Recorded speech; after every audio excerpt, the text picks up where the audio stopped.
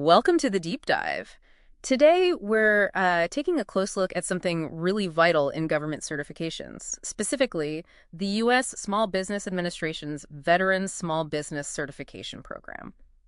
VetCert. Right. It's essentially the SBA's official nod for businesses owned and run by eligible veterans. Exactly. And our mission today is to really unpack what this means, especially for service-disabled, veteran-owned small businesses, SDV-OSBs. So businesses where a service-disabled veteran owns at least 51% and is, running the show day to day. Precisely. We want to look at the opportunities this certification unlocks, but also, and this is crucial, the responsibilities that come with it.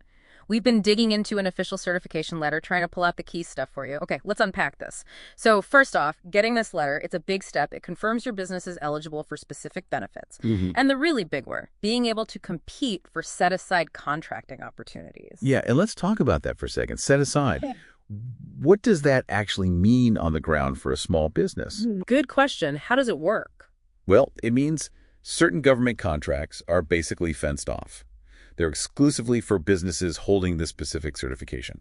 So it gives you a real competitive edge. You're not necessarily bidding against the huge corporations on those specific contracts. Wow, so it levels the playing field somewhat? Definitely. It's designed to foster growth for these veteran-owned businesses. It's not just, a piece of paper. It's a strategic path. A pathway to government work they might otherwise struggle to get. Okay.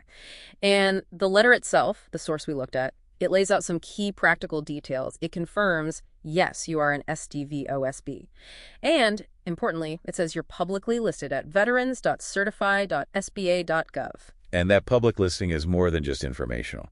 How so? Contracting officers, the government folks awarding contracts, they actively use that database. They go there to find eligible businesses.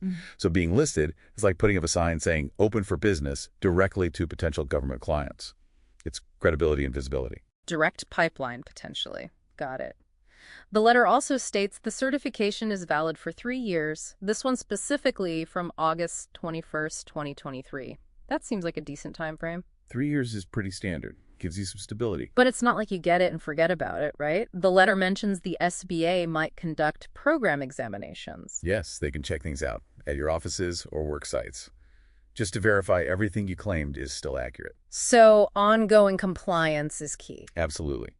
You can't just meet the criteria once. You have to maintain it. And then there's recertification. When the 3 years are nearly up, you can apply again, starting about 120 days before it expires. Right, through the online profile, which again highlights the need to keep everything up to date internally. You don't want surprises during an exam or when you reapply. It really emphasizes treating this seriously throughout the whole period. It's about diligence, definitely. Yeah. Maintaining that trust. Okay, diligence. That brings us neatly to the responsibility section, which seems pretty critical in this letter. It says businesses must tell the SBA about any changes affecting their eligibility, and they have to do it within 30 days. 30 days? That's a tight window. It seems very strict, not a suggestion, it's a must. Yeah. And they list examples, like closing the business, obviously, but also changes in ownership or the business structure or who's actually controlling it. Or even filing for bankruptcy? Or if the veteran owner's active duty status changes, those all seem like major shifts. They are, because they could potentially change whether the business still meets the core SDV-OSB requirements, the 51% ownership and control by a service-disabled veteran. So why the 30-day hammer? What happens if a business misses that deadline or just doesn't report a change? Well, the consequences are frankly quite severe. The letter is explicit about this. Yeah. Failure to report can lead straight to civil and potentially criminal penalties. Wow, okay. And it doesn't stop there. It mentions referral to the Debarment and Suspension Committee. Which means? That could mean getting barred from all federal contracting, not just SBA programs. It's a huge penalty. Plus, of course, decertification and removal from the VetCert program itself. So losing the very status you work to get and potentially being locked out of future opportunities entirely. Exactly. It underscores how seriously the government takes the integrity of these programs. You get the benefits. Yeah. But you must uphold your end of the bargain regarding eligibility. Okay, so pulling this all together, what does this really mean for you, the listener? If you're a veteran, maybe thinking about starting a business or already running one, understanding these details, the opportunities, yes, but also the very strict compliance side, it's incredibly powerful knowledge. It really is. Forewarned is forearmed. So to quickly sum up, VetCert. Huge potential door opener for SDVOSBs. Access to set-aside contracts, government recognition, real opportunities. But it comes with significant strings attached. Strict rules about ongoing compliance, and that crucial 30-day window for recording any major changes. It demands diligence.